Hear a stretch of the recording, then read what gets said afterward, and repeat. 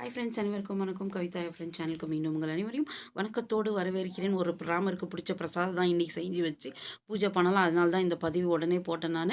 Easy தான் செய்கிறது. ஒரு 2 ஸ்பூனு நெய் விட்டு நெய்யில் வந்து ஒரு கப்பு கோதுமை மாவு போட்டு நல்லா வறுத்துக்கோங்க. பொன்னிறமாக வர வரைக்கும் ஒரு சிட்டிகை உப்பு போட்டுக்கோங்க.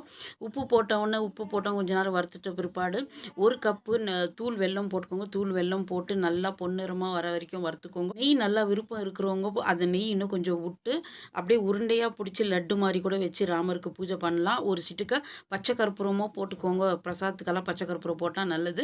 இந்த பிரசாதத்தை ராமருக்கு வச்சு பூஜை பண்ணுங்க. ராமர்கிட்ட போகும்போது ஜெய் ஆஞ்சநேயான்னு சொல்லுங்க.